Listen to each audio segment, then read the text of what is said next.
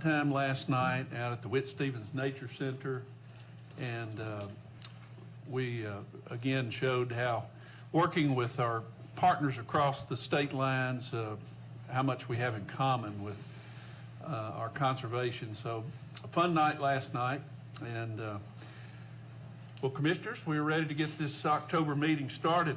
Welcome. I'm Chairman J.D. Neely. I'd like to welcome everybody to our meeting today, and I'd like to call this meeting officially to order. Next, we'll have our prayer and pledge of allegiance, and if you would, please join me as Tommy Jones will offer up our prayer this morning. Let us pray. Heavenly Father, we thank you for this day that you have blessed to us. Lord, we thank you for all the many blessings that you send our way. Thank you for this great state in which we live and all the resources that we have here and all the opportunities we have to experience your creation.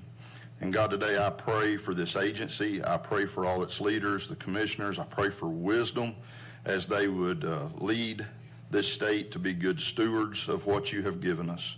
I pray for our law enforcement officers today. God, I ask for protection upon them. And God, I pray for any and all of those that may have family or friends that are hurting or that are struggling. Pray for our neighboring states that have suffered great tragedies through the hurricanes. And God, we just pray for your grace and mercy to be upon all those that are in need today. And God, may we live our life in a way that honors you. And I ask it all in Jesus' name. Amen. Amen. Please join me in the pledge. I pledge allegiance to the flag of the United States of America and to the republic for which it stands, one nation, under God, indivisible, with liberty and justice for all.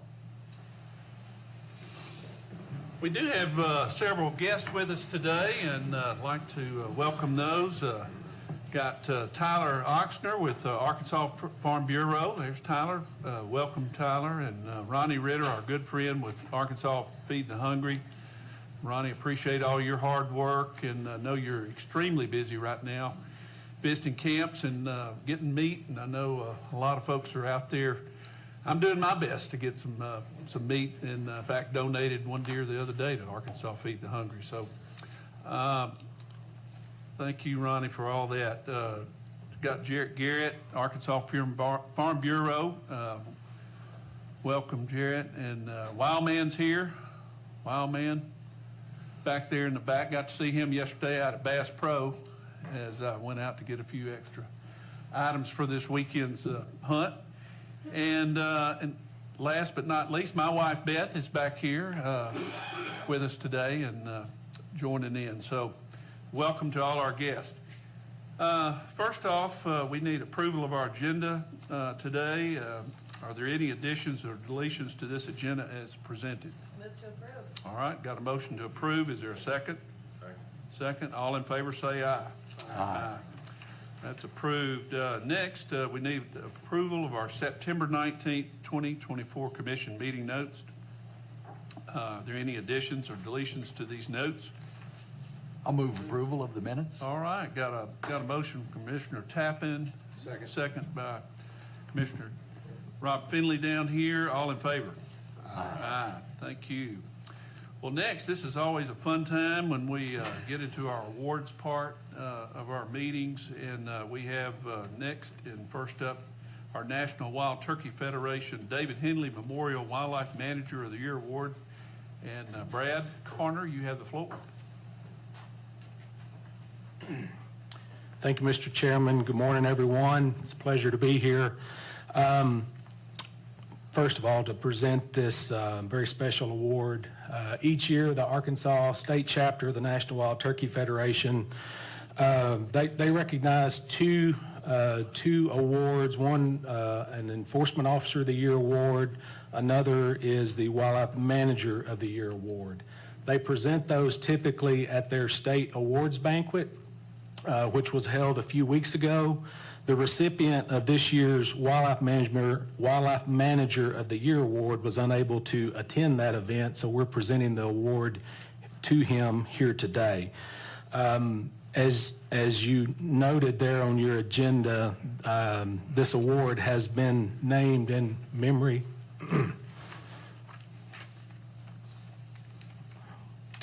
of David Henley,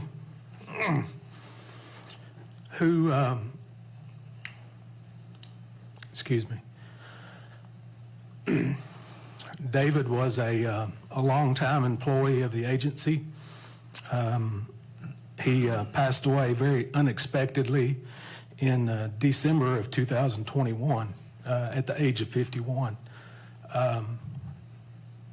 Many of us here in the agency, including myself, went to college with David, spent our careers working alongside him.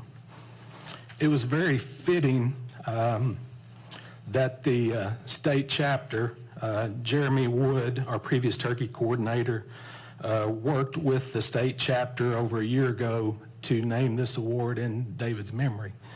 And they presented it posthumously to David, presented it to his mother last year at their awards event. Just want to it's very fitting it was named in David's honor. I will read what the award is for and then give a brief bit of background about David and then talk about this year's recipient. So this award is to recognize the individual working for a natural resource agency in Arkansas that has gone above and beyond the call of duty to help the wild turkey. The award recognizes those who work on the front lines and often go unrecognized for their efforts as area technicians, managers, turkey trappers, or work in similar areas that strive to improve our wild turkey populations and their habitat for future generations. These are the folks that put their boots on the ground, operate equipment, get up early, go home late, and spend countless hours in a turkey trapping blind, all in the name of conservation. So David did his graduate research at Arkansas State University on wild turkeys. Through his 24-year career with our agency, he worked on WMAs, including Dave Donaldson, then transferred and was over Cherokee, Jim Cress, Greer's Ferry, Jamestown WMAs, then worked as the biologist over Sylamore WMA, which is a large U.S. Forest Service-owned area, and then spent the second half of his career as the manager on Harold Alexander WMA in Sharp County, one of our most premier turkey areas in the state. Everywhere that David went, he immediately engaged with the local NWTF chapter. That was from his time in college in the Jonesboro chapter to the Heber Springs chapter, Batesville chapter, Mountain View chapter, and then lastly at the Ash Flat chapter. Every year he had at least one, if not more, Superfund projects, which were habitat projects funded by funds raised from local NWTF chapters across the state. He was a leading player in the last years of our turkey restoration efforts, spending countless hours in a turkey blind to trap and translocate turkeys across the state as we were finishing up those efforts. So again, very, very fitting to name this award in his honor. Now, to justly recognize this year's recipient, who is Lauren Green. Lauren, I believe, understood that he was getting this today, so I don't think that was any surprise. But Lauren, as you make your way up here, and David Masicki, our turkey coordinator, if you would as well. Lauren he's a habitat biologist within the habitat program in the Wildlife Management Division. Lauren has over 30 years of forest management and prescribed fire experience, over a decade here with the agency, and the balance of that working as a forester in private industry. As most everyone knows, we have, over half of the land base in the state is forested, and unmanaged forests are very poor turkey habitat. Lauren has spent his 30-year career to manage forests, both on private and public lands. Some notable accomplishments. Another unique thing about Lauren, to my knowledge, Lauren is an Arkansas registered forester. He also is a certified forester, nationally certified forester through the Society of American Foresters. He is also a nationally certified wildlife biologist through the Wildlife Society. To my knowledge, he's the only employee that we have that maintains both certifications. Some notable accomplishments in addition to his oversight over 7 WMAs, some of the ones more notable for turkey management, including Gulf Mountain and others. But to me, some really standout things that he has made significant contributions in recent years. Lauren was instrumental in our pursuing and obtaining our Sustainable Forestry Initiative certification, which was over a year-long effort just to get ready to pursue that, and then the subsequent effort to go through audits and the process to maintain that over the last few years. Lauren played a leading role in refining our forest health assessment methodology as we begin to see dramatic forest health declines at Hurricane Lake WMA. Lauren worked alongside Chris Medall in our research division to really refine that methodology and the weighting of those criteria to what we use today. He, in addition to his normal workload of WMAs, as our habitat program has had multiple vacancies throughout the past few years, Lauren has stepped up to ensure that forest management continued on some of our our highest priority areas like Hurricane Lake WMA and some of the work that you will see Rob Willey present later on at Biomeda WMA. Lauren has overseen and managed most of that, even though it was outside his region of responsibility, driving over 2 hours each way just to oversee those operations. So please join me in congratulating this year's recipient of the Arkansas State Chapter National Wild Turkey Federation David Henley Memorial Wildlife Management of the Year, Lauren Green.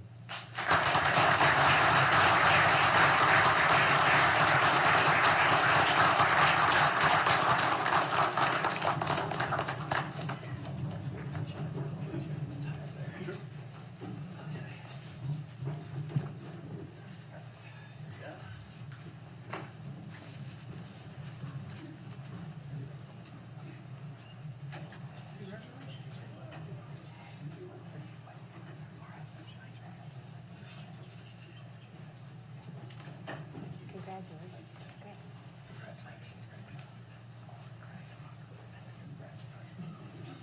great. Couldn't be more proud. Congratulations.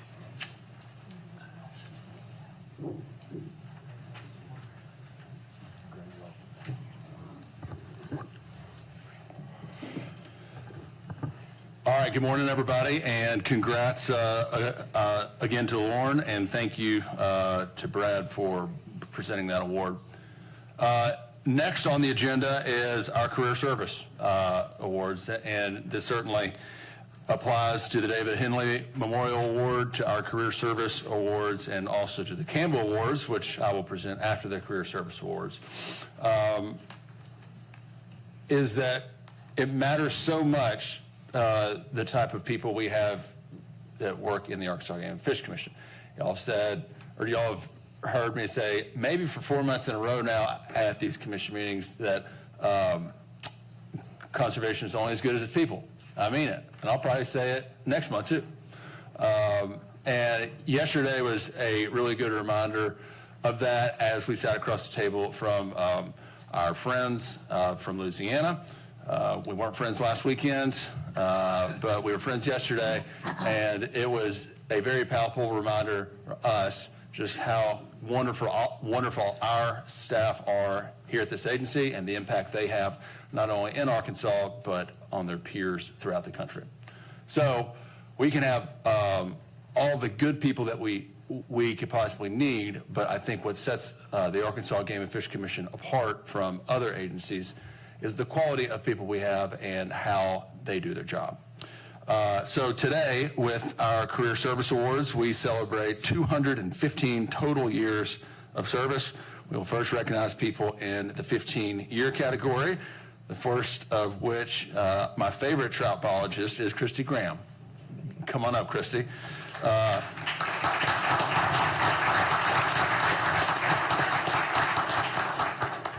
I mean, I don't even know what I can say. Christy does such a fantastic job with our trout program. She not only has to deal with bureaucrats like me, but she has to deal with a public with very high expectations. I was giving Luke Naylor and Brett a hard time that her job is probably more difficult than the waterfowl program coordinator job, because duck season's 60 days a year, trout season's 365. But all laughs aside, she not only does a tremendous job with a tremendous program, but she does it with an outstanding attitude. She's an example for everybody in Fisheries Division, and we are so, so lucky to have her. So congrats on 15 years, Christy.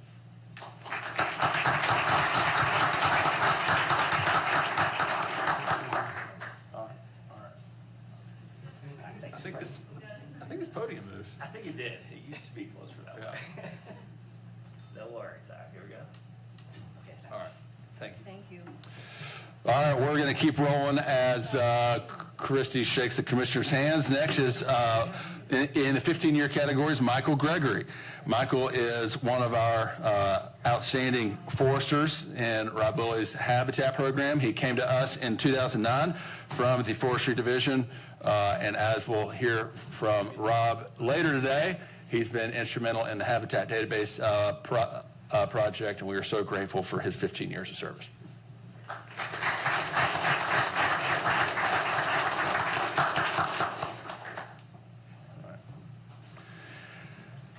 Next, we have Bubba Groves. Come on down, Bubba. Everybody loves Bubba that's worked with him. He's been a private lands biologist in Southeast Arkansas for 7 years. We promoted him to our Farm Bill liaison that covers the entire state this year. And for anybody that knows him well, he can be found with a glass of sweet tea in his hand. All right? Thank you, Bubba, for 15 years. Yes, sir.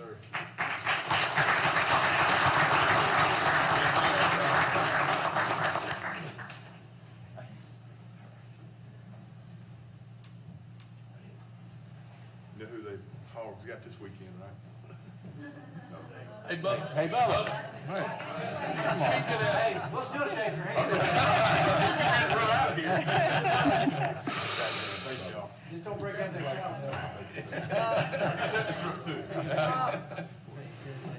All right, next we're moving on to the 20-year category. We have Kent Coffey. Where's Kent? Kent's coming to us from Fisheries Division. He's been with us for 20 years. You can see that I'm aspiring to be like him, not only in his professionalism and his empathy towards the public, but also his hairstyle. We are certainly grateful for the smile that he always has on his face, and for 20 years of service to the Arkansas Game and Fish Commission.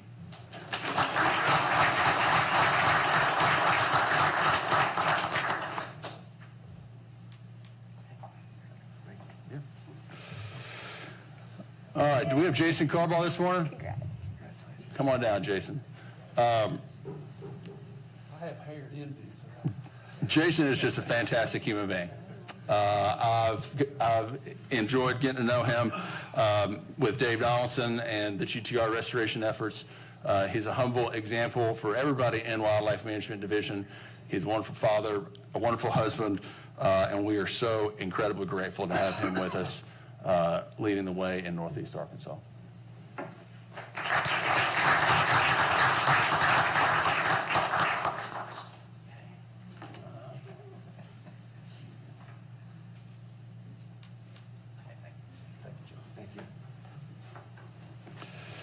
All right, Eric Pratt from Enforcement, also celebrating 20 years. Come on down, Eric.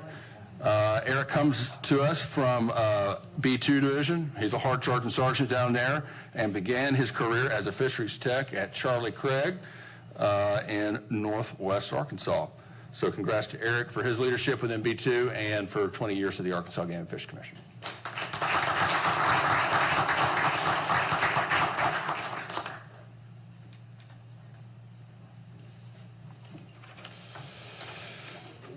All right, next we're moving on to our 25-year category.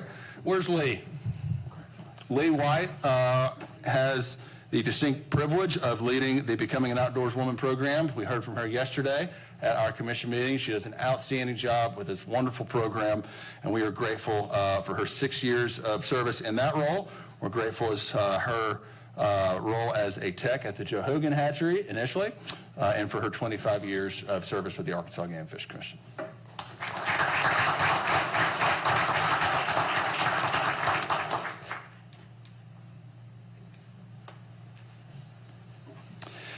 Next, also from Education Division and also celebrating 25 years, we have Eric Maynard. Eric Maynard has been with the Arkansas Game and Fish Commission at Nature Center since 2001, when we opened our first Nature Center, the Delta Rivers Nature Center in Pine Bluff. And he's risen through the ranks and is currently an assistant chief within Education Division for about 7 years now. And we're grateful for his continued leadership in Education Division as an assistant chief, and also for his 25 years of service to the agency.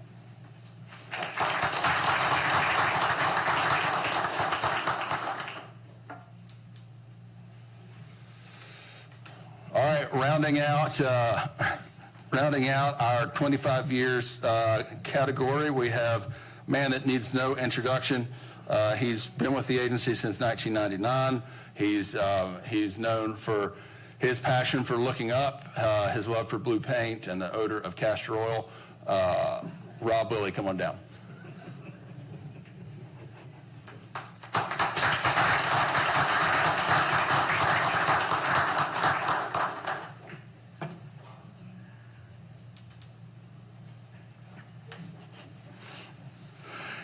And lastly, in the 35-year category, which is remarkable, we have Scott Lane from GIS. Scott, come on down. Scott, I don't think Tracy would mind me saying this, is one of the absolute mainstays of GIS Division. He started out in Wildlife Management Division as a habitat manager in 2003. So we are certainly grateful for him making that transition from Wildlife Management to GIS in 2003. Been with GIS since then, and we're super grateful for his expertise, his leadership, and his unwavering commitment to the Arkansas Game and Fish Commission.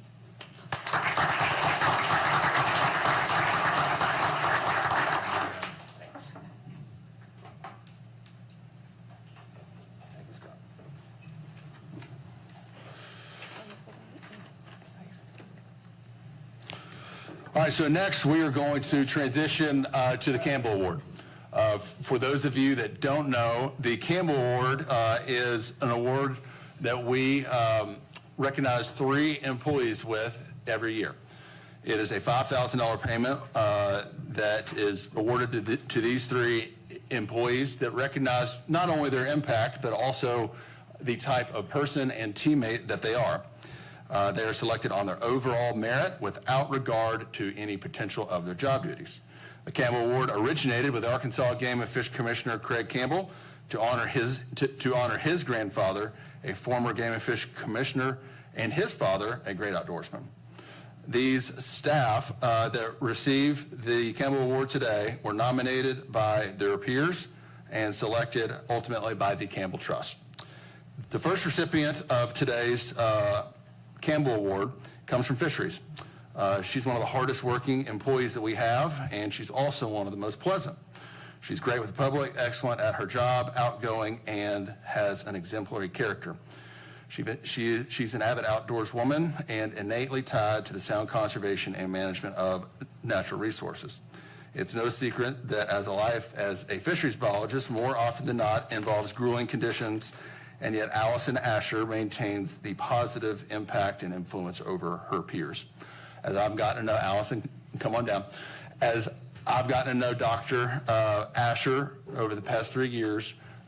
What has really left a mark on me is that she is so thoughtful. You can obviously tell by the letters behind her last name that she's thoughtful towards the natural resources. However, at no juncture does that ever come at the expense of her thoughtfulness for people. The esteem that Fisheries Division holds her in isn't just for her care for the natural resources, isn't just for her intellect. It's every bit as much how much she cares about people, about the people that she works over, under, and alongside. And we need more of an example like that within the Arkansas Game and Fish Commission, and that is exactly why her peers wanted to recognize her through the Campbell Award. So a round of applause, please, for Dr. Allison Asher.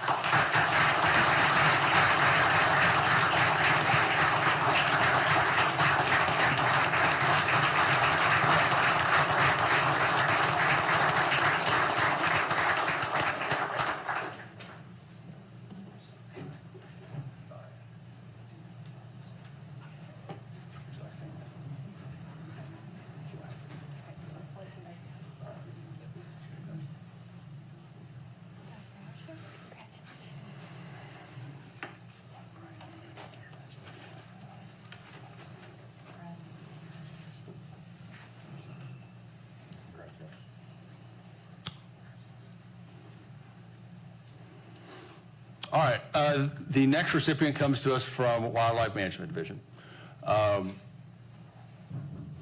I'm of the firm belief that the foundational attribute of service and leadership is humility. If someone doesn't possess humility, they will almost always be a very poor leader.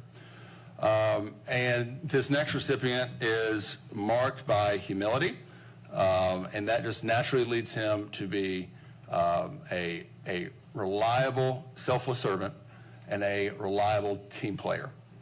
His efforts are often overlooked because of his humility and because his laid-back attitude and because he never seeks recognition for a job well done.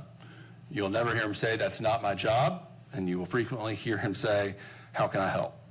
He consistently works across divisional lines with other agencies. He is a true leader not only in conservation but in character. And anyone that has had the opportunity to work with Stephen Burgess will agree that his work ethic, his knowledge, and humility makes him an absolute joy to work with and an absolute treasure for this agency. Stephen, come on down.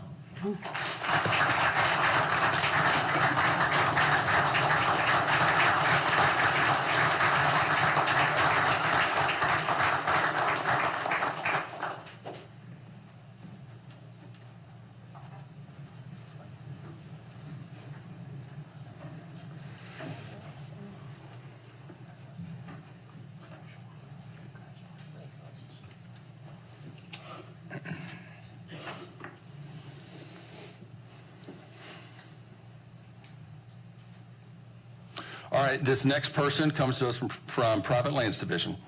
If I had to ask anybody in this agency, name somebody from private lands with an unending level of positivity and energy, I think they would all land on the same person, and that's Michelle Furr. It has been an absolute honor to watch Michelle take something like the Conservation Incentive Program with virtually little to no guidance from Garrick, and to Garrick or me, to understand the importance of elevating private landowners and the work of conservation in Arkansas, to own this challenge and to make it every single thing that it can and should be.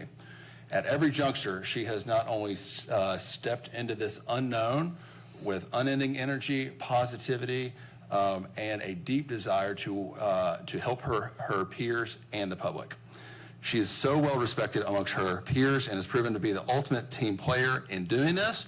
That is exactly why she also received the Private Landowner Award this year. And if we had more people like Michelle Furr, both in the field and in the agency, in the public, this wonderful state would be much, much, much better off. Come on up, Michelle.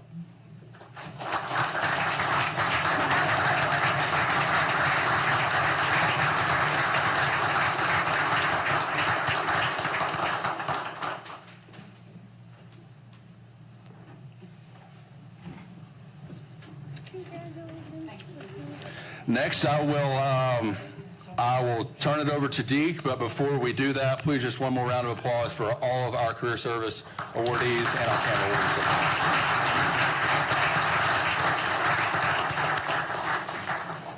All right, Deke.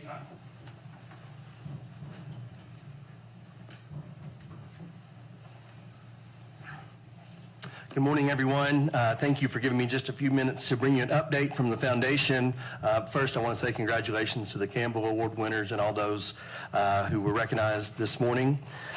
Commissioner Neely the other day asked me, he said, we hadn't heard from you in a while. You know, what have you been up to? And we have been so busy working and having fun at the foundation. And, you know, I'm a little hesitant sometimes just jumping up here. In a previous job, I had to get up and speak quite a bit, and a boss once told me, he goes, Deke, you're good, but you're a little Deke heavy. And so that's always stuck with me, and I had the visual a little bit, so I want to be quick, get to the point, and let y'all know what we've been up to. Try not to be heavy when I'm up here. But commissioners, you all should each have a annual report in front of you, and I left a bunch on the table out front, so I don't know if y'all grabbed one, but please do on your way out. This is a neat little synopsis of the year that we started last year that tells some success stories of what we've been working on with the agency, and I just want to give you a few highlights of those. So far, 2024, we have raised a little over $3.3 million, which is pretty incredible. A little over $1 million of that has come from the various events that we have across the state. And as y'all know, Tyler and Matt on our events team do a wonderful job getting to every corner of the state with different banquets and fundraisers and golf tournaments and trap tournaments and fish. I mean, it's just great for us to get out across the state doing that and taking the good word out with us. We have recently received a $250,000 grant from the Attorney General Tim Griffin's office. That is an extraordinary grant that's going to go to our Get It for Game Wardens program, one that we continue to build upon and have some successes, like the event we had up at Mountain Home with Commissioner Finley, where we raised, I think, $75,000 up there, which was very good. And we in the near future are going to unveil a new backer program that, if all goes right, I hope to raise an additional $250,000 annually for our game wardens. Tonight, I've got to mention this with Mary Beth and the rest of it. We're going to add to our events figure with a Taste of the Wild, and that's going to be a great time down at Pulaski Tech Culinary School, down near Bass Pro Shops. I think there's like maybe 4 or 5 tickets left to that event, but it's going to be a lot of fun, something new we're going to try. We're going to have 8 chefs doing wild game tasting, and then some adult beverages to go along that have been paired with, so that'll be a lot of fun. But that's just another way that we are getting involved with the agency and helping take the word out and some outreach.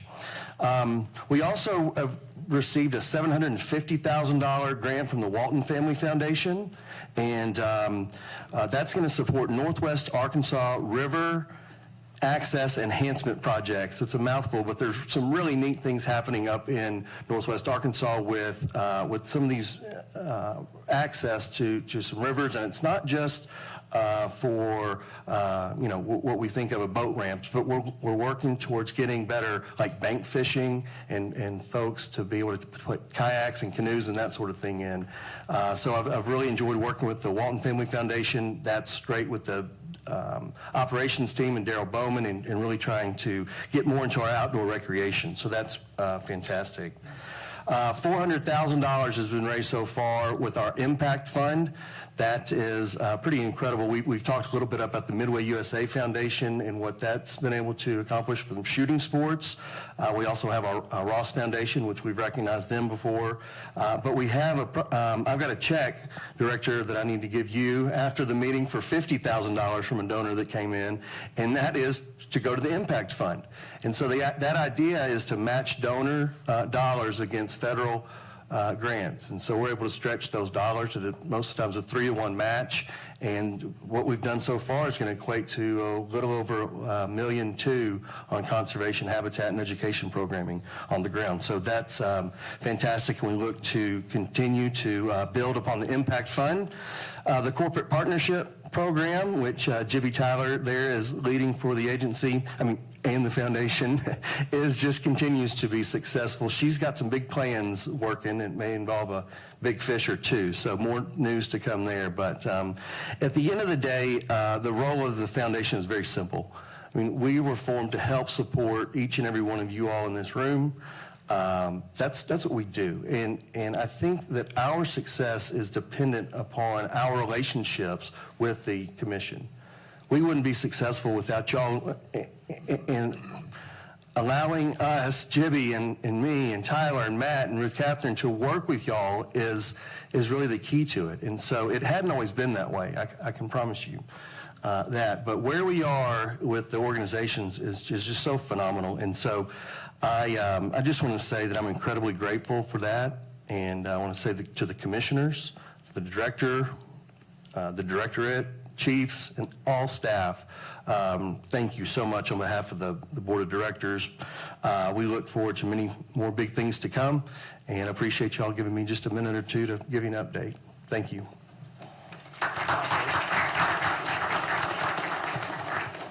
Thank you, Deke, and just can't overemphasize enough the importance of the foundation and the great work that they do.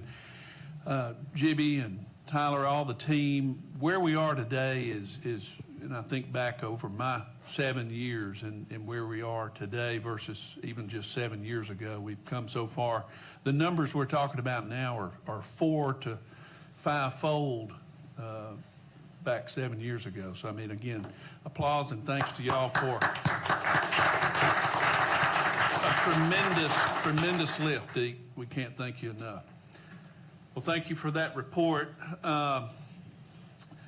Next, we have AGFC staff presentations, and first up, Wildlife Management Habitat Program. Rob Willie, you have the floor. Looks like we got an introduction from Luke. Yeah, not quite yet. Good morning, Mr. Chairman, Commissioners, Director.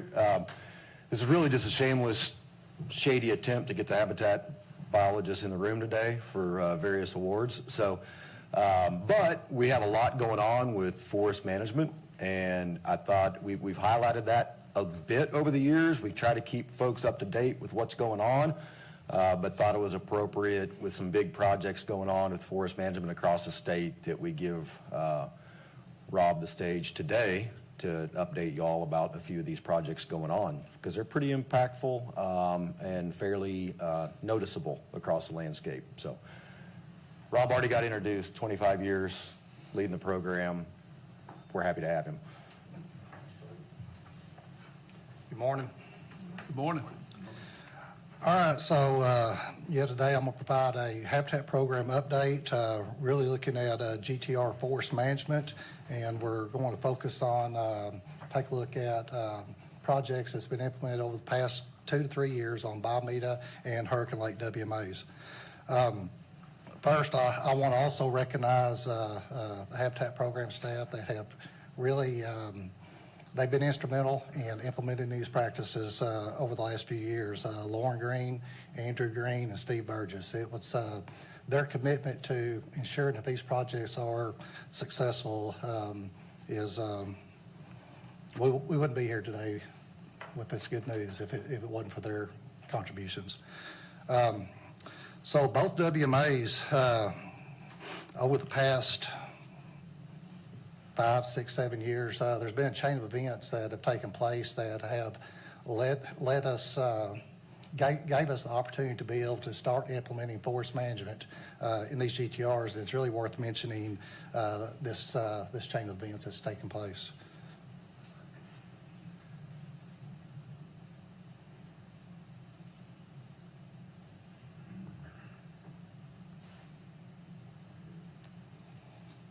Okay, so in 2020, we implemented a WMA-wide forest inventory, forest health assessment across Biomeda WMA.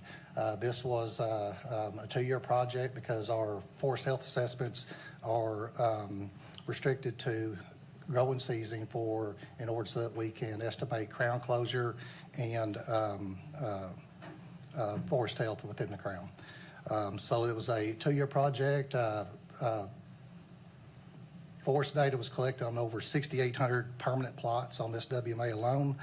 And from that, our forest health assessment, we determined that the red oaks we were starting to see a decline in the red oak health across the WMA.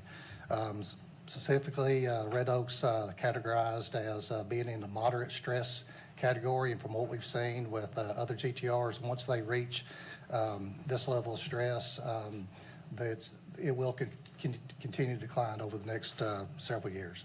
And so based on this data, the Wildlife Division, they approached the commission with a proposal to modify our water management plan for Upper Valier and Government Cypress GTRs. This was a two-stage modified plan in which 2021, the water would no longer be managed above 179 MSL, and 2022, water would no longer be managed above 178.5 MSL. This was approved by the commission in 2021, so this gave the Habitat Program the opportunity to start implementing forest management within this elevation range. 2021 forest management plan for these two GTRs at the elevation range of 178.5 to 180 was developed. We moved pretty quick over the next couple of years. By 2022, timber marking had been performed on over 2,800 acres, and timber harvest contracted in Upper Valier and GTR, Upper Valier and Government Cypress in that same year.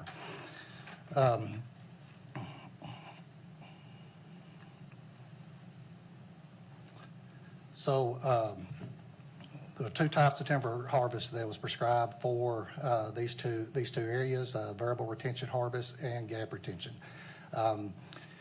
The forest management plans contain high-level objectives, stand-level objectives, and we describe what the residual stand is going to look like, and we also lay out how we are going to shift these stands into desired forest conditions. So for the variable retention harvest, this is AWAC classified as low bottomland hardwood land class. So our high-level objectives across all the WMAs, the WMAs we're going to talk about today is the same. The high-level objectives do not change. We're going to restore site-appropriate species composition, enhance forest structure, provide conditions favorable for red oak regeneration, and promote a positive shift in red oak prevalence within the stand. Gap regeneration harvest was prescribed in over 3,100 acres. And this, the goal here is to mimic natural disturbance. Through silvicultural practices, we're going to simulate a wind disturbance where 1 to 3 trees fall out, creating a large canopy gap. In between the canopy gaps, we were going to do a intermediate harvest across over 1,400 acres in Upper Valier and 800 plus acres in Government Cypress. Intermediate harvest will have minimal impact on the canopy, but will serve to enhance species composition, and there'll be limited canopy manipulation through this because of the size class trees we're going to target, but it's also going to provide opportunities for future harvest within the next 15 to 20 years outside the gap harvest. Monitoring, it's part of all of our forest management. Full forest inventory, health assessment will be performed at years 3 and 7 post-treatment. All right, so I mentioned high-level objectives and stand-level objectives. For Government Cypress, the variable retention harvest are stand-level objectives through our prescription. The residual stand is going to consist of what we prescribed would consist of 40% red oak species. This would also,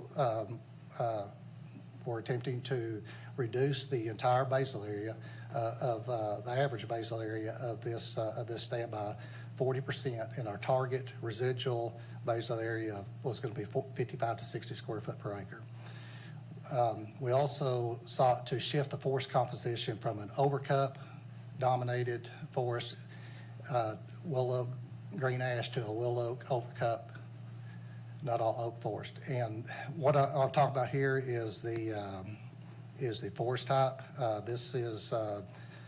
Forest type is described by the most prevalent species in the canopy within the forest. So through our forest management, we're going to actually move overcut from the most prevalent species to the second most prevalent species, and we're actually going to bring Nuttall into the top 3 species in order of prevalence. So our plot level, government cypress cell is approximately 85% complete. We're anticipating completing this project within the next 3 to 4 weeks. Post-harvest plot level assessment, Lauren is actually, he's assessing the marking ahead of the contractor and behind the contractor, just to ensure that we are within prescription with our treatments. So post-harvest, we are at 53% of the residual stand being comprised of red oaks. The prescribed was 40%. The basal area is 55.3, which was a 38% reduction in basal area. Our prescribed reduction was 40%, and we were right on target with our removals and our residual stand. And through management, effectively shifted this to a willow oak overcut Nuttall forest. We've had several challenges. First was the infestation by the emerald ash borer, which really started to show up in 2022. In 2023, and by 2024, just about all the green ash were dead within this area. So this is adaptive management. So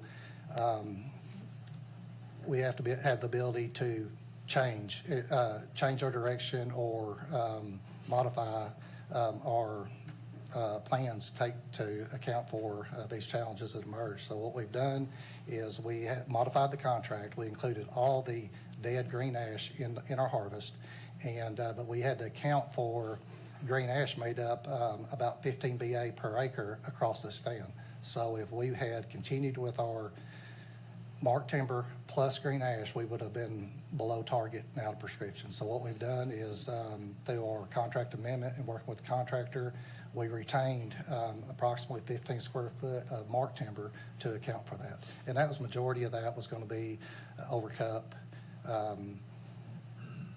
sugarberry, those sorts of species. And also pulpwood quotas at the mills, that has been a major challenge. The contractor is currently on a 1 load of pulpwood per day limit quota, and he is moving about he has the ability to move about 30 loads per week.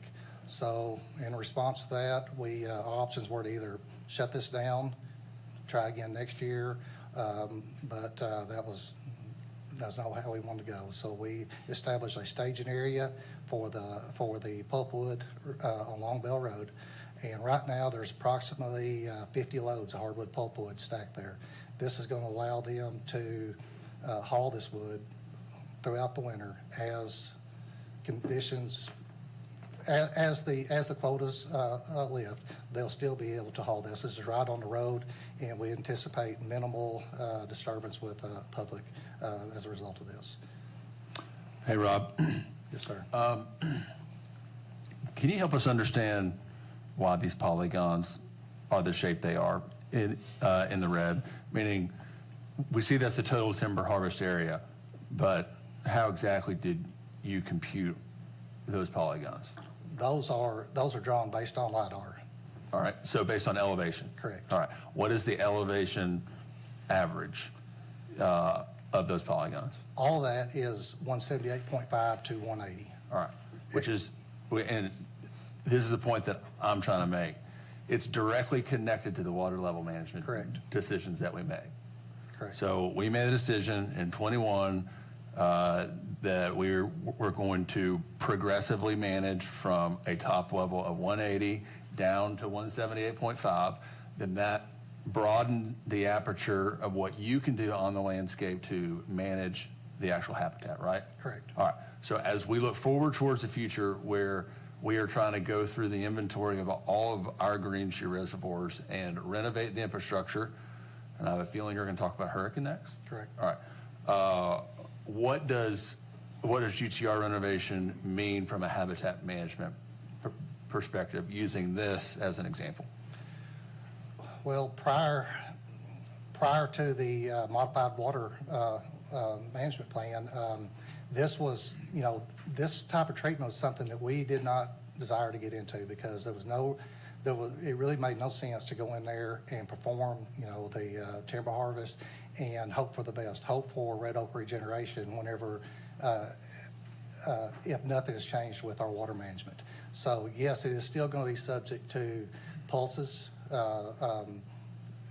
It's going to be inundated, but we're not managing that water. We're not holding that water on this elevation, and it's going to be somewhat more natural, and it's not just going to be the static water levels that has been so detrimental to our GTRs over the past several decades.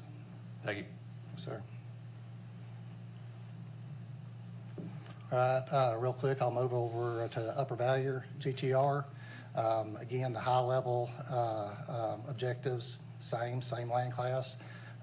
Residual stand objectives, 60% red oak species, 45% reduction to 55 to 60 square foot per acre, and shift forest composition from overcup willow oak nuttall to willow oak nuttall overcup. Was simply through timber harvest, we wanted to move nuttall oak in the second most prevalent species in the stand. This harvest of 730 acres was complete last year. It took 2 summers to get this completed. Post-harvest assessment indicates 50% of the stand is red oak species, basal area 54.2, 45% reduction, and effectively moved this to a nuttall willow oak overcup forest. All right, Hurricane Lake. We've had probably more challenges here than any other WMA in respect to GTRs and decline in forest health. We've actually done, since '98, we've done 4 forest health assessments on the Hurricane Lake GTRs. There's a North GTR and a South GTR. In 1998, the red oak health was classified, 73% of the red oaks in '98 were classified as healthy. By 2014, we were noticing a significant decline, and by 2017, Habitat Program, we documented accelerated decline of red oak health at 185 to 192 MSL. And 192 MSL has really been the breaking point on this WMA because that was the level for decades that was full pull at with all of our water control structures. So that point right there is where from 192 going back down the hill where we've seen significant red oak mortality over the past over the past decade. In 2018, we had lost 42% of the red oaks in the South GTR, and by 2021, I believe, this had grown to 3,600 acres across the WMA of red oak mortality. So in response to, 2018, we implemented the forest health assessment, started in the South GTR. It was completed by 2019. Moved into the North GTR, and it took until 2023 to get it completed just because of high water levels throughout the year. In response to red oak decline, the Commission approves to decommission the South GTR and modify the water level management plan. Decommissioning this GTR consisted of removal of all water control structures and mulching the drains and restoring the hydrology to this area. So again, the changes in the infrastructure and the way we manage the water, that led to the opportunity for the Habitat Program to start implementing forest management in this area. And it moved really quickly over the last 2 years. The forest management plan was developed for the South GTR only in 22. In 23, in 2022, we marked 824 acres, and we also contracted the harvest of 824 acres.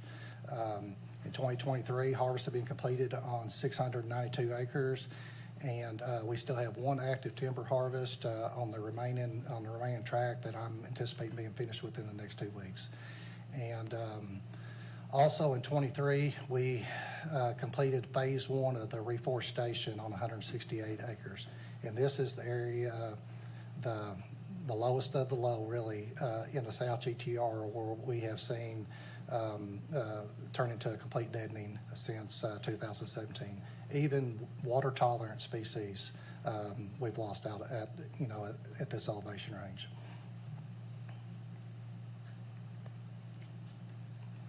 So prescribed treatments in South JTR, over 1,400 acres of variable retention harvest was prescribed, and reforestation on 692 acres. Again, this is in areas that have experienced total red oak mortality. And through our planning, we determined that the seedlings we plant on Hurricane Lake are going to come from seed that we collect off Hurricane Lake. So we stuck with the native genotype seed. These seeds were grown at the state nursery and lifted and planted back on the WMA. Monitoring seedling survival, we monitored on the reforestation, monitored at 1 year post-planting, which that's where we are right now. We just completed that last week. It was about, I guess, more like 11 months post-harvesting. We did the monitoring on that. Forest health assessment will be performed at years 3 and 7 post-treatment on all the timber harvest as well. Residual stand objectives on the 824 acres, 35 to 40% red oak species, 45% reduction in basal area to 60 to 65 square foot per acre. Now, nut all oak is the predominant species across all these stands, and followed by overcup. So we're in really good shape on the species composition.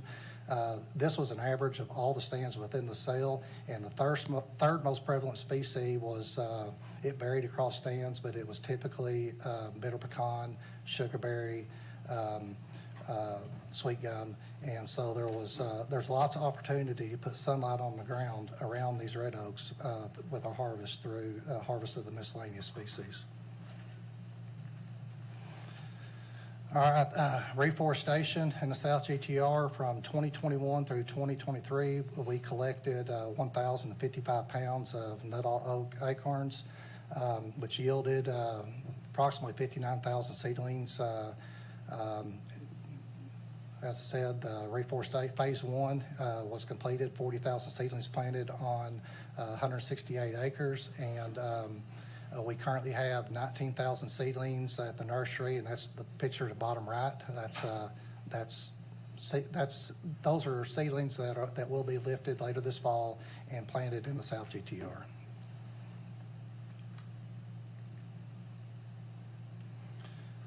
All right, like I said, we just completed the survival check on these seedlings, and there was really 2 tracks. There was a north track, which was 107 acres, and the south track, which was 61 acres.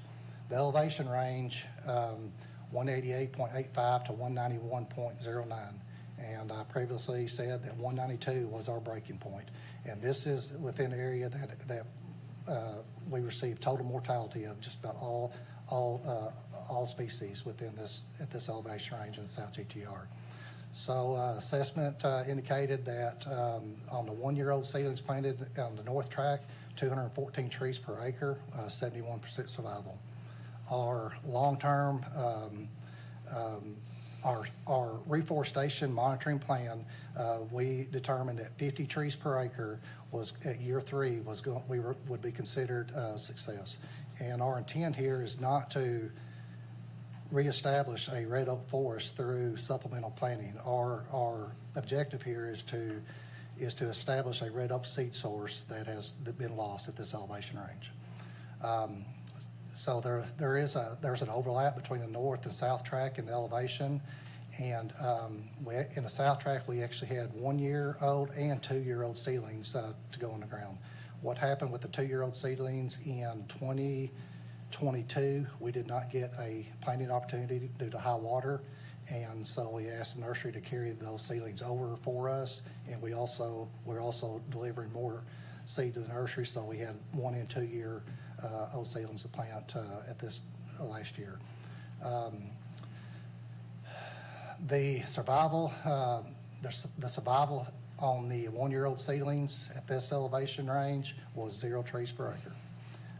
2-year-old Nuttall survival, 13 trees per acre, 4%. And the survival on the 2-year-olds was not really a surprise to us.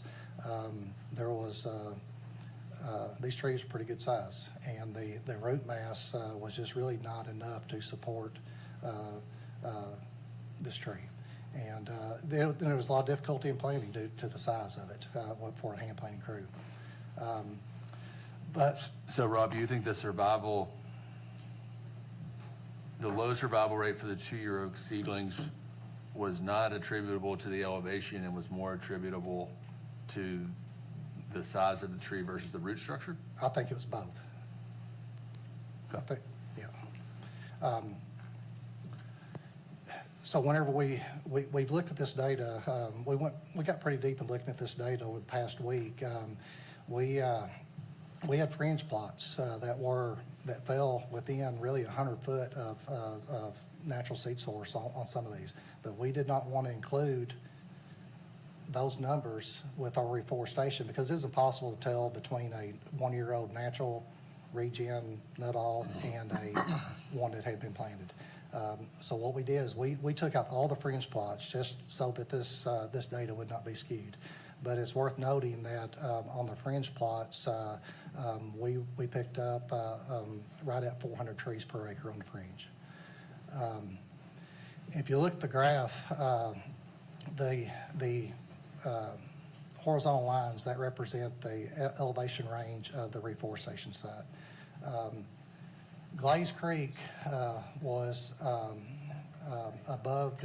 was on parts of this.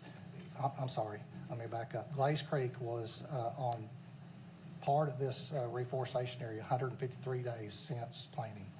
There was an extended period of inundation from May through July, and that really impacted us. For 43 days, this site was completely underwater.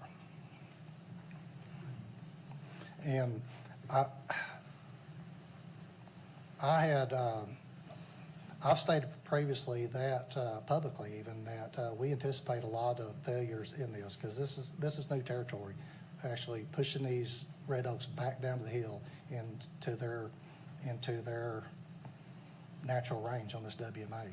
And we're continuing to learn from this, and we'll just keep moving forward. The next phase, the 19,000 seedlings, that's enough to plant right at 98 acres.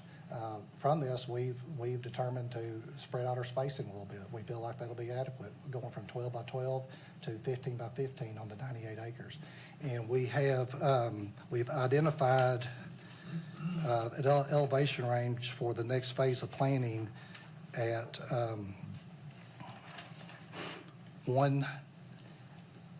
believe it was 188 to 190. So we're looking for elevations that are similar to where we had success in the North Track for this next phase. And once the Glaze Creek structure becomes operational, I think it's really going to impact the duration of the flooding events at that 188 to 190 MSL. So we really need to see what that graph looks like 12 months from now, and then before we make decisions on moving down the hill even further on our reforestation. How many acres have we got that we just don't think we can successfully regenerate? Just too low, we're going to waste money, waste time, and then on those acres, what's going to be Are we going to try to do some moist soil management type stuff, or more cypress overcup, or? This forest has, we've seen it evolve over the past decade. It's due to site conditions changing. We've reduced the range of red oaks over the past 2 decades from 185 MSL the range of red oaks on Hurricane Lake is 185 MSL to 210. That is willow oak on the low end, cherry bark oak on the high end. And from what we're seeing, where we're at right now, really the range of the red oaks is 190 to 210. So that 185 to 190, that's really going to be where our challenge is. We're at 3,600 acres, like I stated earlier, that we have lost the red oak on. But a lot of these are, especially the North GTR, they're sizable, but they're small enough that we can get red oak regen in from the fringe. The South GTR is the largest one, and I think right at the epicenter we may be at about 200 acres. I don't know exactly on that. It's going to be really difficult at that lower elevation to reestablish the red oaks, and it's really going to depend on what the Glaze Creek structure, what it does to the duration of the flooding on the WMA, and the Dorsey Slough structure may really impact our ability to move water out of the South GTR fast enough. I think time will tell on that. We really need to be able to look at this data, look at the water level, and make decisions moving forward. But as far as future plans, it's still going to be a forested land class, our plans. Even if we, the lowest of the low, now that we have the ability to dry this up, with the infrastructure being removed, it may be Cypress Tupelo, and which the lowest elevation in the South GTR is currently in Cypress. So, and as we move down towards 185, yes, 185 is in the range of the red oaks, but red oaks were not the most prevalent species there. They may have been the third or even further down the line, but there is a red oak component at those elevations, and that's our objective, is push them back down the hill as far as we can.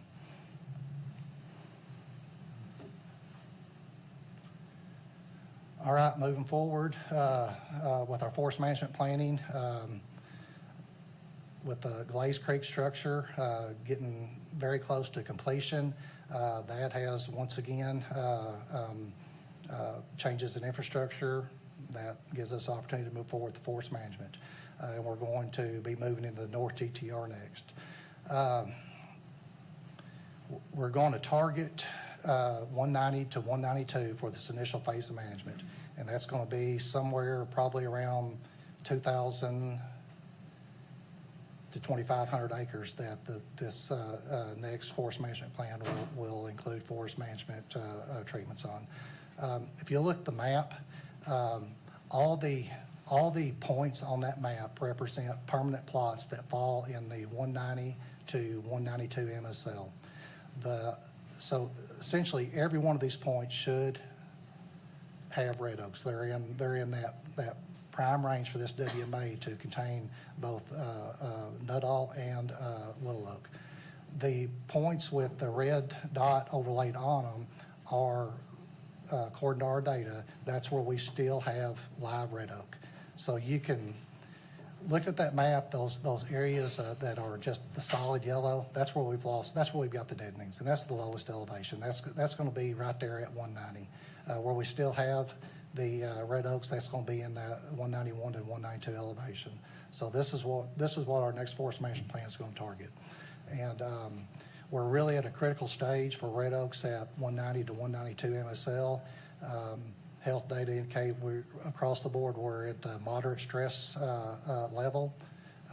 And as we have seen in the past, it can accelerate. The health can decline very rapidly if any undue stress is put on these trees. That's in 2017, 18. We had several years of high water throughout the growing season. Typically, it'd be October before water would come off our timber.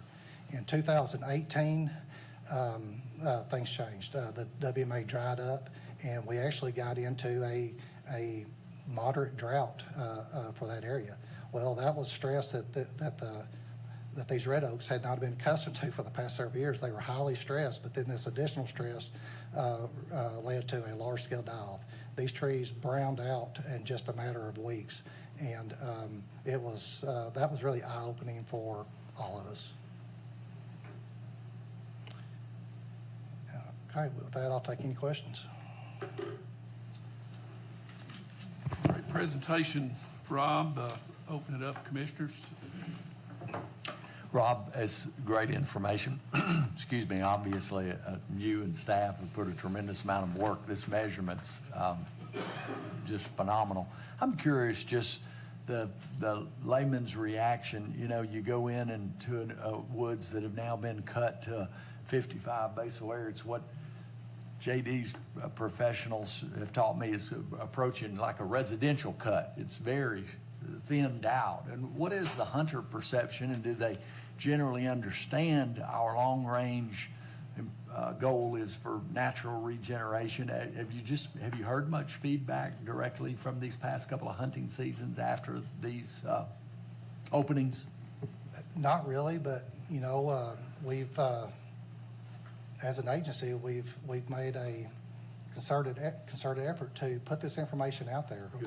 Thing is, we went to all these public meetings and with these plans, and we said, this is what we're going to do.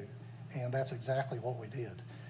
You know, initially after harvest, that first year, before it has a chance to heal up, that's whenever we'll get some of the complaints. But by get 1 year's growth on that, and it starts to heal over, and it doesn't even look like the same place. And that's when the deer hunters start focusing on these areas. And it's just, I mean, our options are to do nothing and lose the red oak completely. Well, or please manage them. don't get me wrong. No, It sir, I'm is not. absolutely the right thing to do. Yes, sir. And it is, I've seen success in my own experiments and areas. I'm just trying to help. You hit the nail on the Yes, head. sir. The public perception, the memory's very short. They've long forgotten those public meetings we did in advance. I'm just kind of saying the follow-up and continued communication. Yes, sir. I think is important. So Thank you. Rob, a quick question. So, and I think it's important considering the number of projects we have on the map to go forward with. So from the original public meetings we've had with these and the original information that was laid out 3, 4, 5 years ago, how much have we deviated from those plans? The only deviation was the contract amendment that I mentioned on Government Cypress to account for the green ash, and then Hurricane Lake. Like the challenges I'm facing with the elevations and survival, that is the only deviation on Hurricane Lake. We're still going to focus on the same area. But would you long-term. say the plans deviated 5%, 3% from where you originally, or within 99% of what we originally thought it would be? Yes, sir. Okay. And I think that's critical for people who are looking at plans going forward, things that we're working on now, to understand, hey, these are things that we've done 5, 6 years ago. We're taking that information and using it in a Dave Donaldson and other areas so that people, because a lot of times people just won't understand it unless they see it. And if we can point them to a model that this is exactly what we laid out, and we came with a 99% accuracy of doing what we needed to get done. I mean, obviously, much like with any exploratory surgery, when you open it up, you find things you didn't know about. But the fact that we were that close, I think should give confidence to not only the commission, but to a number of folks in the public who really care, to understand that the expertise is there, and within that much accuracy is to me, is really solid feedback. And I think it's important as people look at plans going forward to know that how deliberate we've been in our actions and how accurate you've done to get the plan correct going in. So great job from that perspective, and I applaud you for that. There's also going to be great value in our post-treatment monitoring. So the portion of Upper Value that was harvested in '22, we'll be starting our post-harvest inventory and forest health assessment. That'll be done next year. So there's a lot of value in that because through our spatial data, we're going to be able to determine right where we recruited red oaks. And we'll be able to determine what the basal area was there and what the canopy closure is there. So that's the key ingredients in regenerating these red oaks. So through this, we'll be able to just keep fine-tuning our management and then just repeating it across the state. Oh, I would be remiss if I didn't recognize a few people, Rob. Number one, you have a great program, you have a great staff, but every one of these large-scale forest management efforts takes support from the Wildlife Management Division regions that they're taking place in. So we certainly want to recognize them for their support of your broader program. In addition to that, none of these cuts get done, which means you wouldn't have this kind of data for us or the impact on the ground if it weren't for the support that you get from Communication Division. Keith and Randy, y'all's team's done an outstanding job trying to be proactive in getting this message out before they have an impact on the public. We can say the same for Mary Beth and her team within education. The amount of support that y'all get from fiscal, from operations, all to make this work happen is really important, and it really is a team effort that we shouldn't just celebrate Rob Willie. It's everybody that helps this important work move forward. That's worth a round of applause.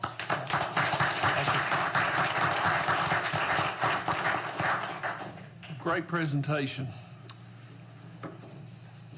Next, Luke, introduce Mr. Meeker. Yes, sir. I'm back. So we're doubleheader today from Wildlife Management. I appreciate you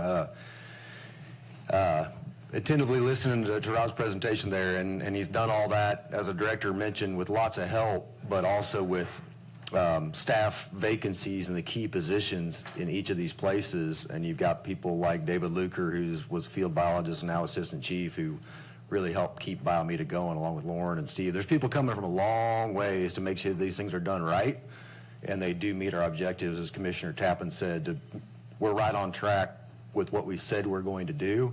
And then when you do get public comments, you can fall back and say we are doing exactly what we said we would do. So lots of folks weighing in here. So y'all know Ralph. This is about the time of year that Ralph normally comes and gives an update on the deer program, including a lot of updates on deer harvest and some other things. So with no further ado, here's Ralph.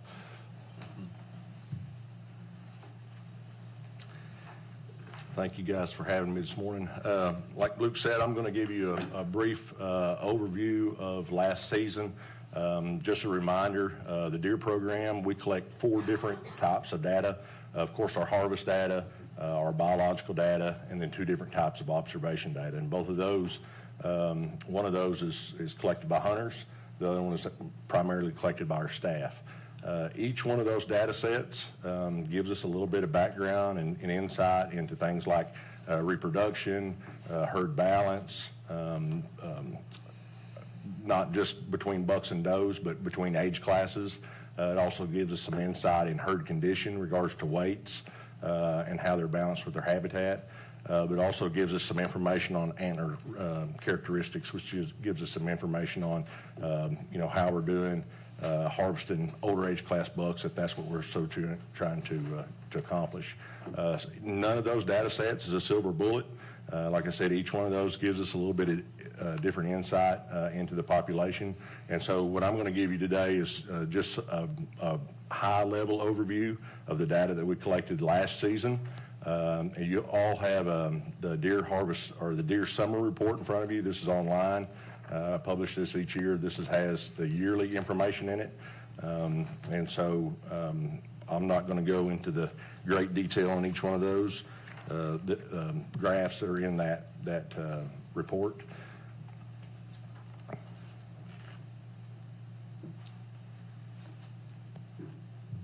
All right, so very quickly, this is our deer harvest from last season. Our hunters harvested and checked a little over 192,000. This represents a roughly 3.7% increase in total harvest compared to 22-23. You'll see a little bit of a jump in antler buck. That's a 6.5%, and a slight increase in our doe harvest.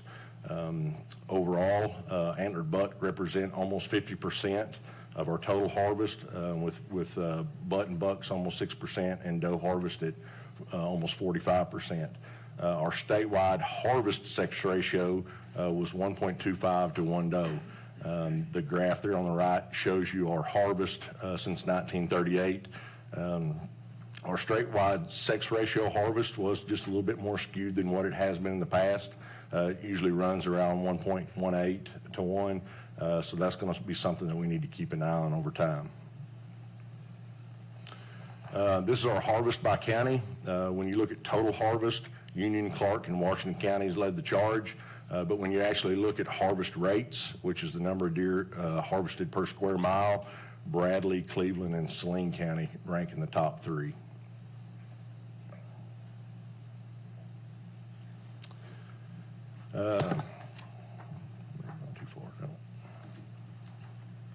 All right, so this is our daily and monthly harvest. No surprise here. November is our leader with usually over 60% of our harvest. That's when primarily our gun deer seasons are in statewide.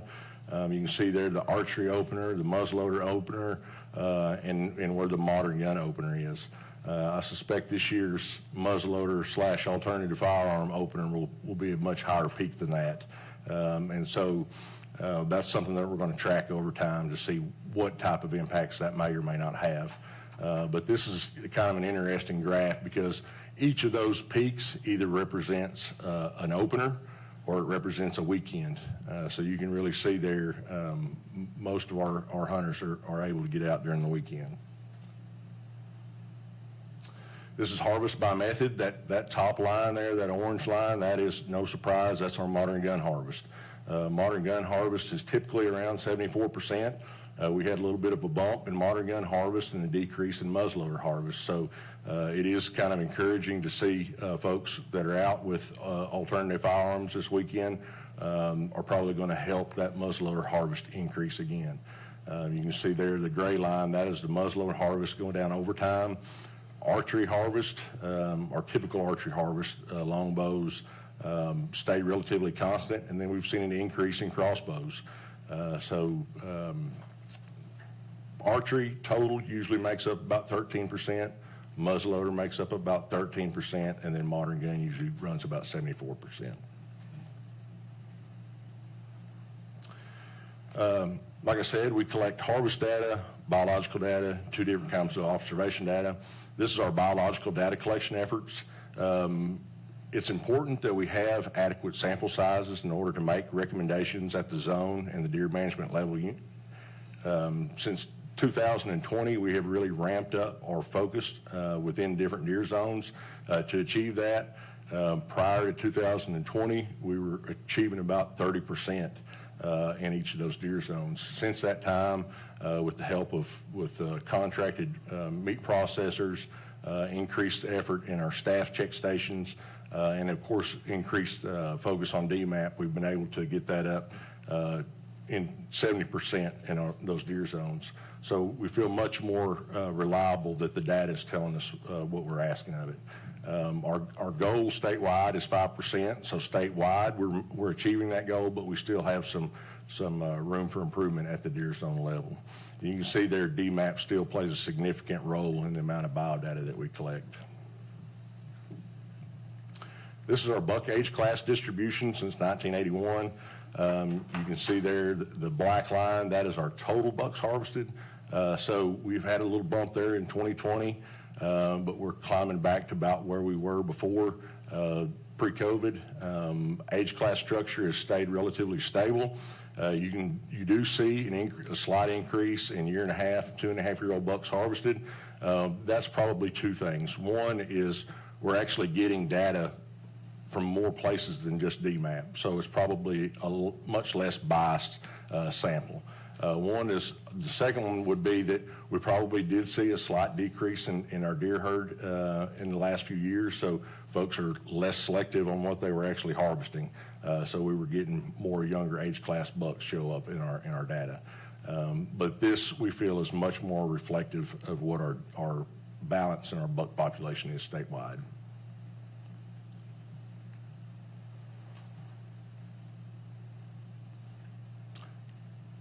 This thing's tricky. Rob broke it. All right, this is our doe age class structure. The black line again is doe harvest. You can see there since about 2017-18 era, our doe harvest has started to go down significantly. But you can also see and the age class structure has changed dramatically. And it goes back to what we were talking about last year when I asked which one of these does you would shoot. Does that mean that our deer population is going to decline and crash? Absolutely not. This is just another one of those indices that we track over time. That red dotted line is about where we would like to see the orange and the gray age classes, at 2.5 below and 3.5 and above, which would be about 35 to 45%, 3.5 and older age classes, so that we're not harvesting too many or too high of a percentage of the most reproductive doe population, segment of our doe population. Right now, it's about 51%. This is our one graph from hunter harvest observation. We've been collecting hunter harvest observations since 2004. This kind of gives us a relative abundance because they're measuring the number of deer that they observe per hour of hunting. Probably more importantly, though, it's a good measure of hunter attitude. When that dips below 1 deer observed per hour, then we start getting some grumbling. However, when you compare this number to doe weights, age classes, buck-to-doe ratios, and this number gets above 3 deer observed per hour, then we probably got an issue with overpopulation. So we typically like to keep this between 1 and 2.5. This past season, this was 1.5. Doe to buck ratio, again, this is our balance, looking at how many does we have per bucks. Some people call it buck to doe ratio. Our goal is less than 3 does per buck. Again, the red line is what was collected by our hunter observation. The green line is what was collected by our incidental deer observation effort. So that's what our staff collect. You can see there's going to be a little bit of difference, and that's primarily in the timing of when those two recording efforts are conducted. This is our fawn to doe ratio. This is a measure of reproductive success. This is very helpful when we compare this to our lactation rates. Again, no one data set gives us all the information. It's very important that we compare these data sets. The hunter observed was 0.38. Our incidental observed was 0.58. We like to have that around 0.5. So we're pretty close to what our target fawn to doe ratio is statewide. So what's on the horizon for the deer program? Right now, we have our biodata check stations. We have several permit hunts that have occurred this past weekend. We're gearing up for modern gun deer season and youth weekend. We are currently working on the strategic deer plan. If you remember, 2019 is when we passed the last deer plan, so we're in the process of making those revisions. That plan had 48 strategies. And so to date, we've completed 47 of those. So we've done a good job completing the strategies in the plan. We'll also be assisting with the revision of the CWD management plan. The research division is heading that up, and Jeremy and I will be playing an important role in helping to revise that. And then we'll also be helping with some revisions to the DMAP SOP. And then lastly, but definitely not least, is some simplification of WMA regulations, our deer regulations. So to summarize, our last season harvest, we saw a slight increase over the previous season. The status for our data collection efforts, biological data collection is going well, and it's improving. Our incidental deer observation has waned a little bit since going electronic, so we're going to be investigating some ways maybe to get added participation there. Our hunter observation function on our app was temporarily taken off last season, and I'm working with Kyle and Payette in order to be able to get it back on for next season. So we're still relying on DMAP primarily to get those hunter observations from. And then our harvest data collection, our game check system, I'm eager to see improvement. We've had a little hiccups this season already. But I'm very confident in Kyle and Spencer and his staff working with Payette and Deep to get that corrected. And then lastly, our deer population appears to be in a really good spot. Our harvest numbers are trending upward. The number of deer that are being observed is trending upward. Our doe to buck is going down, which is improving. And then our fawn to doe ratio is improving. So all of these are acceptable levels within our deer plan. And so last, I'd just like to say a big thanks. You know, the deer program is a big program. It takes a lot of manpower from a lot of different people. The deer team, the wildlife management division, the research division, private lands, all of our partners to make this go well. I reach out to all of them on a routine basis. So I just want to say thank you to all of them and the effort that they put in. And with that, I'll take any questions. I've got a comment. Just looking back at the historical data from 1938, we harvested 203 deer to almost 200,000 out. That's just really attributes to this program and what the Game and Fish has done to the deer population in Arkansas. So I think it's very, very commendable.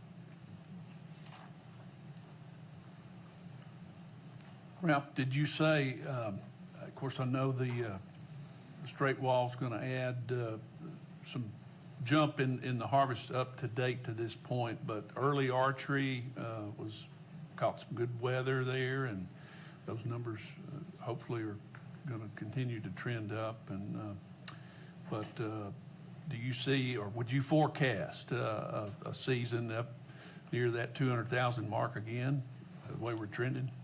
Yes, I would. Like you said, I mean, right now, I think between muzzleloader and straight wall cartridge, we're a little over 15,000. Just for reference, last year, I think we harvested somewhere a little over 11,000 all muzzleloading season, the first 9 days. We almost did that in the first 2 days of muzzleloading season this year, alternative firearm season, excuse me. Alternative firearm season. So I suspect with this next weekend, some really good weather, we'll probably surpass 45,000. We're scaring 30,000 right now. So with good weather, I think I counted 13 trucks on the way here this morning in the middle of the week out hunting. So there's a lot of acorns on the ground. It's just been really hot and really dry. So hopefully with some nicer weather.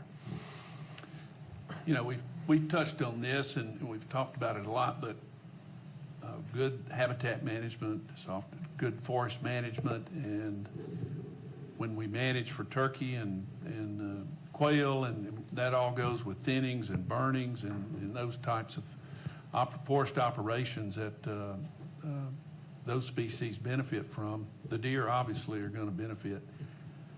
Do you think that some of the lack of markets we've had and challenges we've had in our forest industry, I know personally down in South Arkansas, with loss of paper mills and pulp outlets especially, have hindered us in thinning plantations. And you can drive through South Arkansas and just see one plantation after another that, boy, it needs thinning, and we just struggle to get it done. So, you know, you just kind of got to think, is some of this lack of thinning that we're having, these increased stand densities, a little bit degradation of habitat, could be attributing to somewhat of a little bit decline in maybe our deer numbers, but hopefully we can get more done in our with some new infrastructure possibly coming, and getting more private lands to do forest management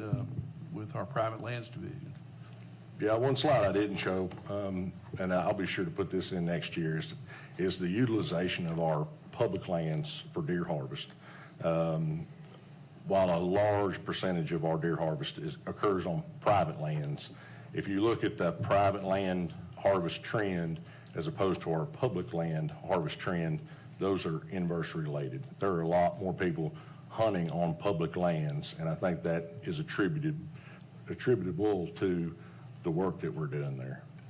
Yep, great point. So Ralph, hey, real quick question. And you and I've talked a little bit about this, but like our neighboring states, that, you know, as we're pushing more people to game checks online, that we, and as we begin to fine tune that program or that app, is developing a way to add in the muzzle measurement for deer so that people could add that. And I just feel like it's going to give you a lot more information outside of the DMAP program where the abundance of this harvest takes place. I mean, do you think it's a difficult thing to do for people, or do you just think it's something we shouldn't consider doing? I wouldn't say let's not consider it. I say let's overcome the obstacles that we have right now. Sure. And it's going to be an educational curve for a lot of folks. I think a lot of folks would be interested in participating, just like our hunter observation data. I think it'd be useful information. So that may be something we consider. I just think a lot of folks, either public land hunters or people that are not involved with DMAP because they just don't have the size necessary to participate, but have a vast interest in our resource and our deer population, would allow them to give input. And I think it's, you can't have too much information on this. Yeah, I agree. How accurate would that measurement be? It's pretty good at putting animals within not necessarily individual age classes, so fawn, yearling, and adult. Right. Also, could you touch on the velvet season this year? How successful was that? Yeah, so our hunters checked about 1,200 deer, 1,200 antlered bucks. Probably, I would say 10 to 15% of those were probably in velvet, just from the meat processors that I've spoken with and the hunters that I know. 1,200 is about what our hunters harvest the first 3 days of typical statewide archery season, as far as antlered bucks. Now, these early season are very dependent on weather. We've had as few as 800 checked. We've had as many as 2,000 checked antlered bucks those first 3 days. Of course, this early season buck hunt, we had really, really nice weather. So they harvested and checked about 1,200, which is right in line with what we see for a normal opening weekend archery season. So today, we've had 15 to spear, 15 harvested with a spear. Unfortunately, Bill's not one of those. Oh, I am one of those. Yeah, I am one of those. Yeah, 15 today. late recovery. We had much more time in the meeting, we'd hear the story, but we don't. Hey, Ralph, Yes. I wanted to tell you, well done. This is a great Thank you. report. Good to see those trends. It's a timely event for me because I saw Jeremy back there. I opened up my DMAP package this week. I also want to compliment all involved in that. It was the reports were so well done, just great information. I'm like you. I want to advocate to staff. We really need electronic observation data. I mean, the era has just gone way past us where hunters are going to take a piece of paper out there and record and track successfully what they are observing. We heard it from David yesterday in turkey observation. So let's collectively all work, all species, of how we get to a better platform of electronic tracking data. And maybe even the scoring sheet that's in the DMAP package, moving that as well. I think we've made inroads in all of those, looking at that. But thank you. Well done Thank you. on the programs. Any other questions for Ralph? Again, great report, and everybody get out there and hunt. Absolutely. There you go. Good job. All right, next up, Director Booth. All right, me again, guys. I'll make this extraordinarily brief. Want to recognize two groups of people. Number one, that is our staff and the members of the advisory council that have given up. As of this Saturday, will be 3 weekends to make our reinvigorated effort towards wildlife management area work days a success.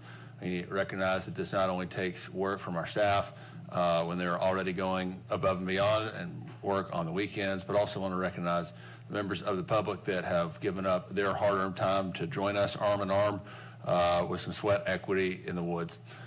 We've done 2 at Dave Donaldson, 2 at Biomeda, and on Saturday will be our final WMA work day at Hurricane Lake Wildlife Management Area. So thank you to the staff and to the public that have made those successful. Also want to thank our legislature.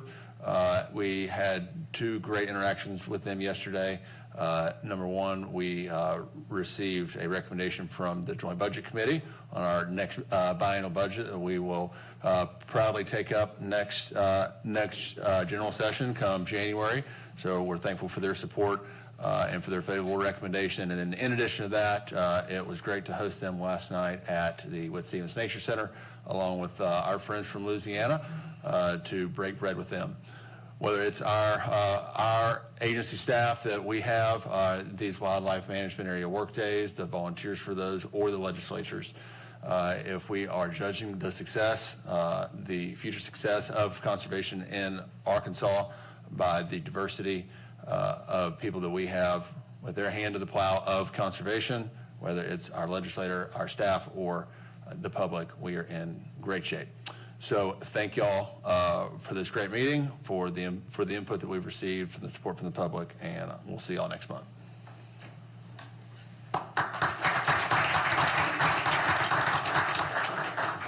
All right, thank you, Director. And next up, Commissioners, we will give our committee meeting reports. First up, Vice Chair Emery DeRamus, Chair of Budget Committee. Will you give your report? Thank you, Mr. Chairman. Good morning, everybody. We had one discussion item in Budget Committee yesterday. Pua Lee presented the agency's financial status report.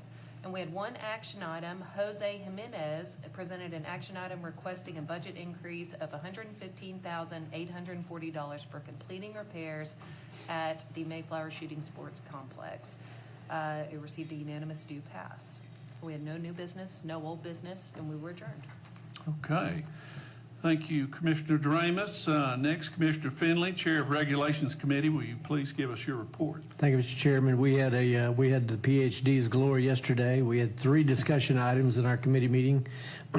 Dr. Amanda Bryant gave an update on the 2024 alligator hunting, including the harvest and population numbers, as well as the surveying methods. Dr. Kendall Moles gave an update on the mussel conservation in the state, including the diversity of species and how they are surveyed and monitored, and how critical they are to our streams. And then one of our newer members of the staff is Dr. David Masecki, gave an update on the agency's turkey program, including the harvest and population numbers, as well as the surveying methods, with some positive results coming from our turkey population. We had no action items, no new business, and no old business, and we were adjourned. Okay, thank you, Commissioner Finley. Next, Commissioner Tappan, Chair of Property Management Committee. Would you please give us your report? Yes, sir, Mr. Chairman. Yesterday, the Property Management Committee had several items. One discussion item was a valued friend. I'll add that. Jake Spears with Ducks Unlimited provided an update on partnerships with AGFC on how conservation is being implemented with private landowners across the state with various programs. We had 4 action items. Rachel Worthing handled 3 of those important ones. Presented an action item to release the Bowen Bridge public access easement on the Little Missouri River. That passed. She also presented an action item, the relocation of an Entergy utility line easement and Henry Gray Hurricane Lake WMA.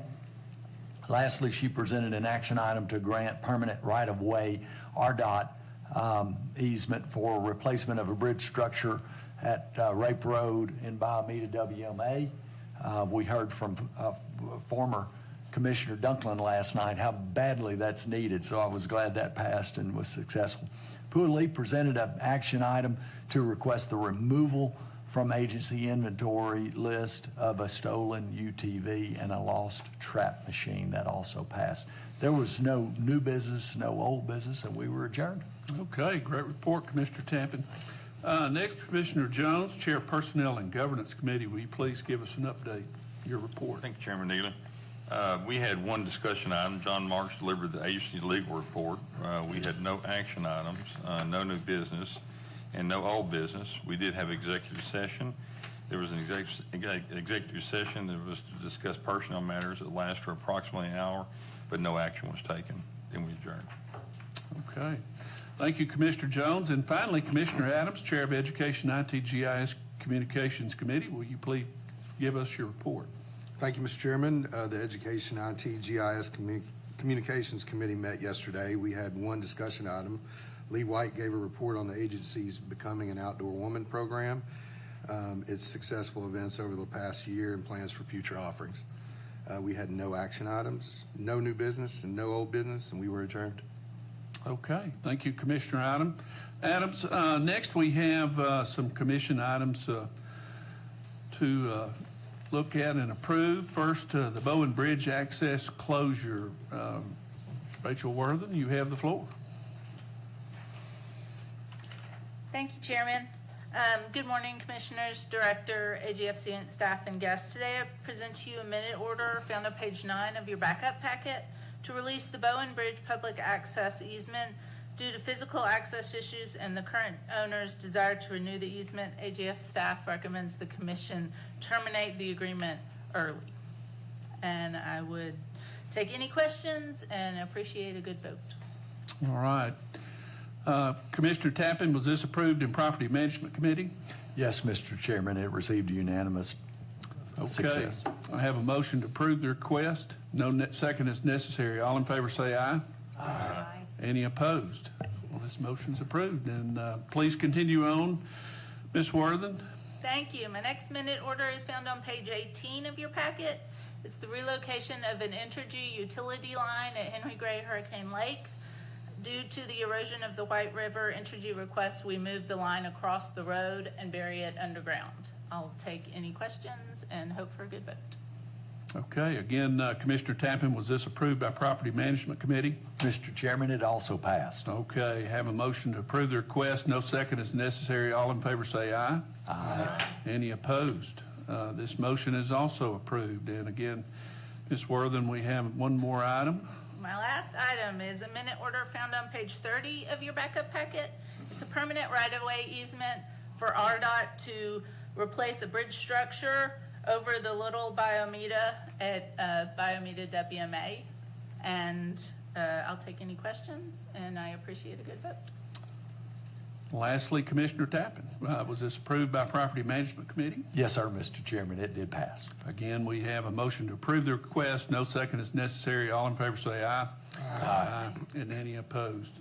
Again, this motion is approved. Thank you, Ms. Worthen. Thank you, Chairman. Next, we have removal of stolen and lost items. Ben Batten, you have the floor. Good morning, everybody here and joining online. I am pinch hitting for Ms. Pua this morning on this item she presented yesterday in committee. Historically, the commission approved every single item that came off inventory, and this would include things that were bought in the 60s for $100 and had no value. So some time ago, we removed that. But to retain accountability, anything lost, stolen, or actual land or property or over $250,000, the commission still reviews. So as was just mentioned, we had a UTV that was stolen from an enforcement officer's home despite a lot of security measures, and then a trap machine that could not be found. Both of these items have a zero net book value, and we're looking for your approval to remove. Okay, thank you, Ben. This item requires approval from Property Management Committee. Commissioner Tappan, was this approved by Property Management? Mr. Chairman, it was approved. Okay, I have a motion to approve this request. No second is necessary. All in favor say aye. Aye. Any opposed? This motion is approved. Thank you, Mr. Batten. And next, we have our Fiochi SSC budget increase for repairs. And Jose Jimenez, you have the floor. Good morning, Chairman, Commissioners, and Directorate. This morning, I present to you a minute order on page 49 for your consideration to secure a budget increase of $115,840 for repairs at our Fiochi Shooting Sports Complex. These repairs are to signal an investment in our range's longevity and provide a safe experience for our patrons. I'll take any questions if you've got any, but that's all I ask. Great report on that yesterday, and we appreciate that. Jose, this item requires approval from the Budget Committee. Vice Chair Doremus, was this approved by Budget Committee? It was approved by the Budget Committee. I have a motion to approve this request. No second is necessary. All in favor say aye. Aye. Aye. Any opposed? This motion is also approved. Thank you, Mr. Menes. Thank you, sir. Is there any new business to be brought before this commission today? Any old business? Commissioner Jones, any need for executive session today? No need. All right, well, before we close, as we often do, we reach out to our commissioners for any comments. Next month, we will be in, just as a reminder, we will be on one of our road trips to Mountain View. Looking forward to that and getting up there in the mountains. We'll start down here on this end, and we'll finish up on down here with you, Michelle. Well, I always go last, and everyone steals my thunder. I'm throwing you on a bone here. I get an open plate. Well, first and foremost, I want to, just congratulate all the award recipients for a job well done. Particularly, so encouraging to see so many people with such tenure here. I think that speaks to the environment and just the community that we have here at the Game and Fish Commission. So hats off to you guys. Also wanted to, I think it's been said before, thank our conservation partners at DU and Delta Waterfowl for hosting us last night and to have some camaraderie and conversations with our sometimes friends to the south. And I also want to thank my son for coming with me today, Harley Caldwell. It's very special, good to have him and to have a son that wants to take part in all that he can. He'd come to the committee meetings if I'd let him, and I think part of it's he's getting to play hooky a little bit from school. But one award that really spoke out to me, and Allison, Stephen, and Michelle, the Campbell Award. And I don't know if y'all ever had the opportunity to know Chairman Campbell. But Craig has been a very influential person in my life and my son's. And he's a great man and a great conservationist. But I really enjoyed getting to witness that today. And he's just someone that's a very large life personality who's given a lot to the state and to conservation. And someone of his stature is invested in my son and myself. And so that was really special and really moving to me today. And I'm really glad I got to witness that, and just proud of all y'all get to carry an award with his name. Mr. Jones? Of course, I want to congratulate all the award recipients.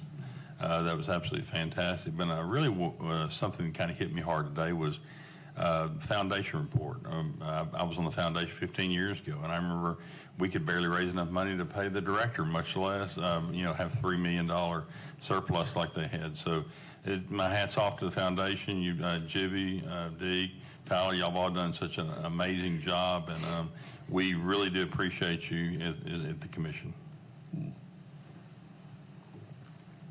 Mr. Finley? Would that be me? Yeah, I mean, I get to echo all the comments, but, today on my mind is our enforcement division, who's suffered great loss throughout this year with a number of untimely deaths, and no different this week with one of our dispatchers, Nicholas McCoy, passing, and remembering him and his family, and how important it is to our enforcement folks. But just, once again, just another example of life's gone too early and things that we could take for granted. So please keep those folks in your prayers. Hey, Marie? Well, congratulations to all of our award recipients today, and also great presentations from the Wildlife Management Division.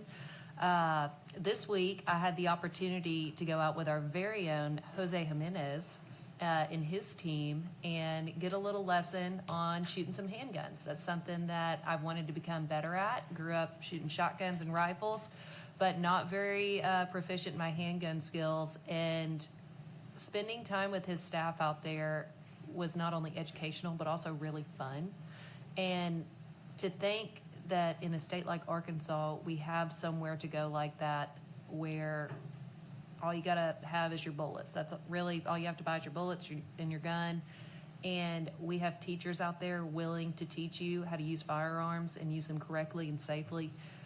We're so fortunate to live in a state where that happens. So thank you, Jose. Thank you to your team. I can't wait to go out there again. Thank you, Commissioner Drames. Commissioner Tappan?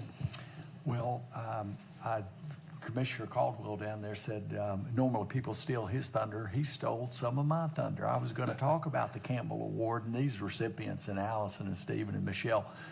not from just Craig, but from my grandfather's good friend, J.C. Campbell. Judge Campbell, I think he referred to him, was a man of honor, community servant, successful farmer, and a devoted outdoorsman. I told the story last year. I'll have to tell you, Chris, about my grandfather telling the story of Judge Campbell coming in with his coat shredded from a bear attack. But, those recipients, congratulations to the awards of seniority. But look at this room.